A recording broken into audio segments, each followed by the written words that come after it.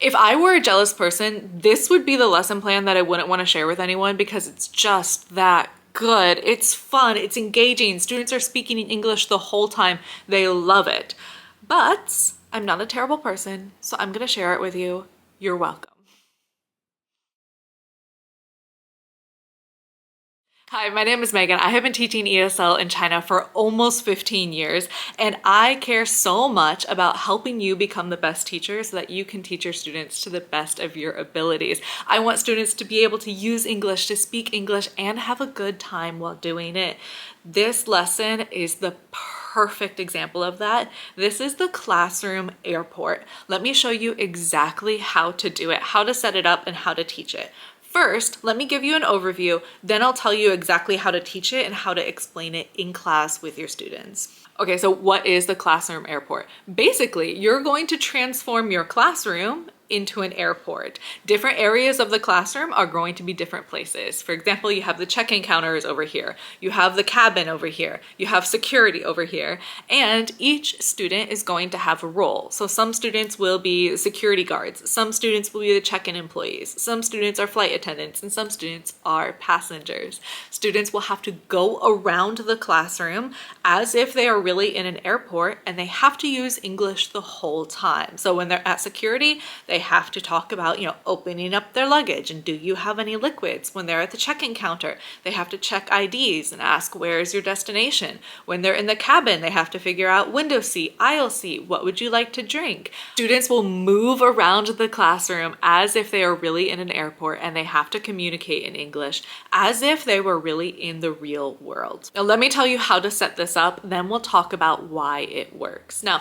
I'm not sure about your situation. I think the ideal situation for this is if you have a little bit of extra time. For example, maybe you have a whole week with your students and you could slowly teach a different part each time, each day that you have class. For me, I usually only saw my students once or twice a week, so it is also possible to do all of this in one lesson. It's just a little bit more difficult. But what are the steps to teaching your students about this? First, you're going to need to equip them with the vocabulary that you need. So maybe if you're doing this in a week, we take Monday and Tuesday, and we're just talking about vocabulary and grammar. We're talking about vocabulary words like boarding pass, passport, ID, liquids, window, aisle, luggage, suitcase, overweight, underweight, all of the vocabulary words that they're going to need to complete this assignment. Maybe this is where you're using your textbook. Maybe you're also talking about grammatical structures.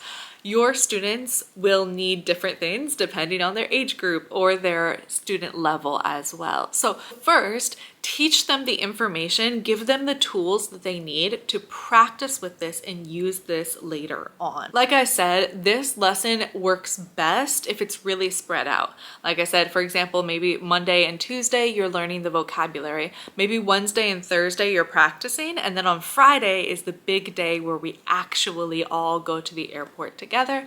But like I said, I've also done this before all in one lesson, and just the beginning of the lesson, we're learning the vocabulary and then we move along. So after the students know the vocabulary, then what do you need to do? Then you're going to divide the students up into different groups. You're going to need to have 4 different groups, and you can customize how big these groups are depending on how big your classroom is.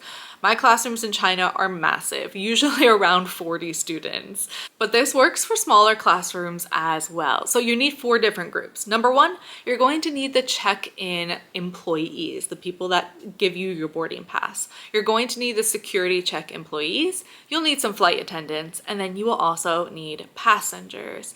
Now, don't make these groups equal. We don't need as many security guards as there are passengers. Your passengers will be the biggest set. So look at how many students are in your class and decide how many of each character or each role you're going to need. Now, here's my tried and true method for dividing up students for anything, for exams, for role plays, for literally anything.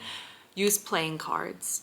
I will go to my grave swearing by playing cards or poker cards in the classroom. So here's what I usually do is I usually just hand out a card to every student. That way nobody is complaining. No one's like, I don't want this one. I don't want this one. I didn't choose. We let the cards decide, luck decided, but also students think it's really fun too. They like pulling a card and seeing what they got. So maybe, for example, if you drew a king, then you are security guard. If you drew a queen, you're a check-in employee. If you drew an ace, that means you're a flight attendant. And maybe if you just chose a random number like 1, 7, 4, that just means you are a passenger. All this is just to divide up the students and let them know what their role is going to be. After students know what their role is, give them a little bit of time to prepare and practice. The conversations that the flight attendants will have with the passengers is going to be very different from the conversations that the check-in employees are going to have with their passengers. So just give them a little bit of time to prepare. Like I said, this could be, 2 full days. You could have Wednesday and Thursday be preparation time where they're searching words, or maybe they're practicing pronouncing these words. Maybe they're doing practices with their partner before they go for the real thing. Or if you're doing this all in the same day, then maybe they just have a little bit of time to practice in class. I have also done this before where I've done this over 2 lessons. For example, one semester I had the classes on Monday and then again on Friday. So on Monday, we learned the vocabulary and I assigned their roles, and then their homework was to prepare, and they practiced in their own time to get ready for our big activity on Friday. You could also make this a homework activity that they prepare in their own time, and then they're ready to go when we actually have the airport in the classroom. Now, if you are doing this all at the same time, all on the same day, this is a good time to set up the classroom. Maybe you need to move some things around, move some desks around. So while the students are working, of course, you can help them and of course keep an eye on them, but maybe you can rearrange the classroom during this time if that's a necessity for you. Something else that can be really helpful is to give them a handout or give them a cheat sheet so that they know really what to focus on and they know what to expect. If you just ask the students to, hey, you're gonna be a check-in employee, figure out what you're going to say. I found that students don't even know what they're supposed to think about. Maybe some of your students have never flown before, or maybe they haven't flown enough, or maybe they're just having a brain freeze moment and they're like, I'm not sure what I'm supposed to do or what I'm supposed to say. So include that in the teaching portion as well. What do we do when we walk up to a check-in counter? They're going to ask for your ID, your passport or your ID. They're going to ask where you're going. They're going to ask if you have any luggage. They're going to weigh your luggage. They're going to give you your boarding pass. We run through those things with them. When you go to security, they're going to ask you, do you have a laptop in your bag? Do you have any liquids in your bag? Do you have a power bank in your bag? And then they'll put you through the scanner. And then if you beep, they'll say, okay, please go back through. Please take off your belt. Please take off your ring.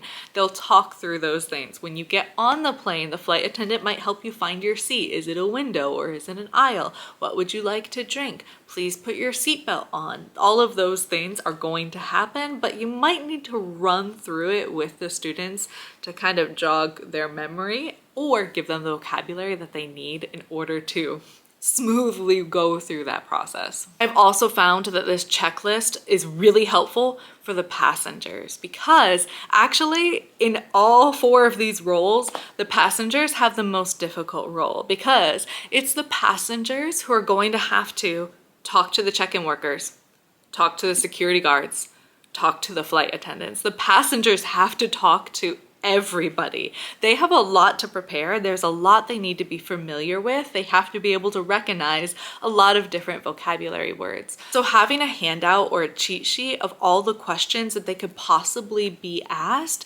is really helpful for the passengers to prepare for the questions and the interactions that they might have. If you'd like to use the same one that I use, I'll link it down below. I've used it for years. I made it myself just from listening to what the students would talk about. I've used it for years and it works really, really well. So if you'd like that, it's linked down below. Okay, so let's review. We've given them the tools that they need. They've learned the vocabulary and grammar that they need. We've divided the class into different roles and we've given them some time to practice their roles. Do we now just jump into the airport? No. No, no, no. This is going to be a little bit chaotic, okay? You're going to have people moving around and we want to make sure that everyone is clear on the process. So before you start, make sure everyone is crystal clear about what they are, what their role is, and what they're supposed to be doing. Show everyone where the locations are going to be in the classroom. Here's a couple of suggestions that I usually do. Now, every semester I'm in different styles of classrooms, but I found that no matter the style of classroom, I'm able to customize this pretty easily. For the check-in counters, I usually will have people sit in the front row of desks, or if my desks are able to be moved around, if they're disconnected, I'll just pull a couple of desks to the front of the room. That way the passengers can walk up to the desk and they can communicate that way. For security, it's really fun, if it's possible, to have the students line up outside the classroom and have the door to the classroom be like the metal detector. Students always love this so much. They get so excited about standing outside the classroom and then they walk into the door as if the door is the metal detector. Some students will really get into it too, and the security guards will make the noise themselves and go beep. And it's like, hey, I think there's something in your bag. Please open your bag. We need to search your bag. And it's just fun. It's always the student's favorite part, is a security check. And then I will usually have the cabin, like the regular airplane, be the main part of the classroom. That one aisle that you probably have in your classroom or you could make in your classroom is like the aisle of a plane. So I have the flight attendants standing in the aisle and they will greet people as they enter the aisle, enter the plane, say, oh, can I help you find your seat? What would you like to drink? We have a complimentary drink. Would you like Coca-Cola or water or coffee or tea? And they're able to chat. And so I walk through the room and I show the students where everything is and how it's going to go down. I make sure students are crystal clear about what is going to happen. Now, here's something else I do to make it go really smoothly, because I have 40 students in my class usually. That's a lot. Maybe you won't have that many students, but there is a slight problem to this, because let's walk through it in our head. Let's imagine we have all the passengers going to the check-in counter. And all the passengers are lined up for the 2 or 3 people who are doing the check-in counter. That's a lot of dead time. That's a lot of time that students are just waiting in the line. Security guards aren't doing anything. Flight attendants aren't doing anything. And we all know when students aren't doing anything in a class, that's when the problems arise. So I tell the students that our classroom is a little bit different. Our airport is a little bit special. Now, if you remember earlier, I said to use playing cards, use poker cards. For the passengers, I also pay attention to the color of the card.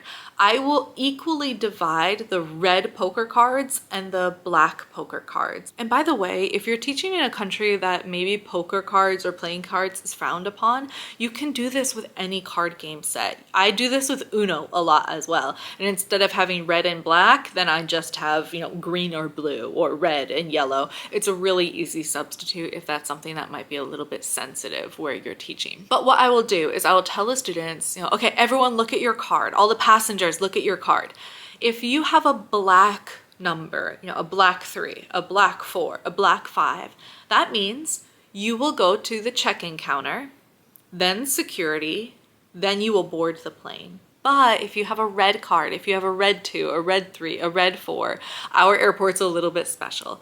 We will have you go to security first, then check in, then board the plane.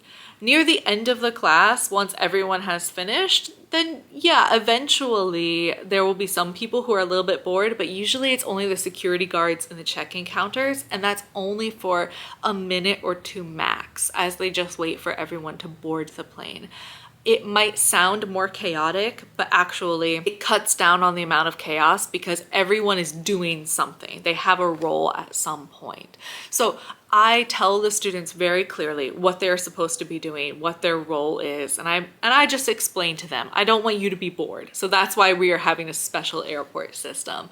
You can also tell students that once they sit down, once passengers are actually seated on the plane, they're supposed to make small talk with the people next to them. And that's a fun way to keep them engaged and keep them speaking English the whole time. We've learned vocabulary, we've practiced getting ready for our roles, and everyone is clear clear about what they're supposed to be doing. Now I tell everybody to go to their positions, go to their spots. Flight attendants, be standing in the aisle. Security guards, go to the door. Check-in counter people, get ready. And all the passengers should line up in their respective spots. I get everybody into the right position before we begin, because my goodness, the first time I did this, I did not do that. And I don't wish that level of chaos on anyone. So get everybody lined up, everyone knows where they're supposed to be going, and then tell everybody that they can begin. Now, let me give you some tips for helping this go a little bit smoother as well. Your job as a teacher is to be controlling the classroom, is to be monitoring. So I'm walking around, I'm making sure everything's okay, but I'm not jumping in if people get stuck. If people get stuck and aren't sure what to say, I usually let them go for a little bit, because we want to mirror real world experiences. I'm there to make sure everyone knows what they're doing, knows where they're going. If one student gets lost, I'm like, show me your card. What card do you have? Okay, you need to go to security now. Okay, you're ready to board the plane. I also let the students, especially lower level students, bring their papers. I find that a lot of students will get really nervous about this. Maybe they're speaking to somebody they don't know that well, or they just feel on the spot. They have to look at somebody and speak in English. That's a little bit nerve-wracking for a lot of students. So I will usually allow them to bring their papers, and they can ask questions, of course. So I'm just monitoring while all of this is going on. I'm helping direct people to go to the right place. I'm reminding them of their tasks. If I see a bunch of students who have already boarded the plane and they're just sitting there staring out the window, I'm going over there and being like, hey, don't forget, you're supposed to be making small talk. And I'm just helping everything go smoothly during that time. You can also encourage them to be more authentic. Have them pull out their student ID cards if they're checking IDs. Have the security guard stop and say, hey, let me search your bags, and let the students bring their backpacks as they're standing in line for security. Try to make the experience as authentic as possible, and that will definitely be a benefit for them. And then when everyone has finished, when everyone has boarded the plane, that's when I get up at the front again and I say, okay, we're done. Congratulations.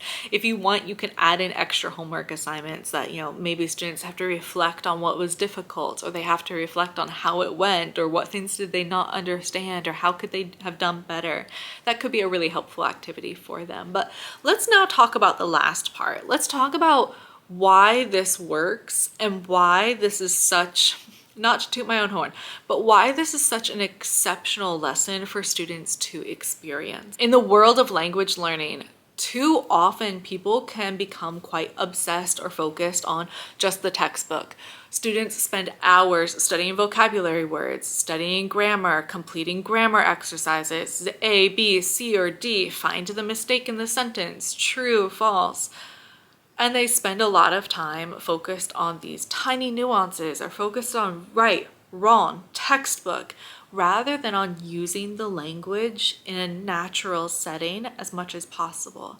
As much as possible, we as teachers want to bring authentic learning experiences into the classroom. We can't always go outside. We can't always take our students to an airport and have them board a flight.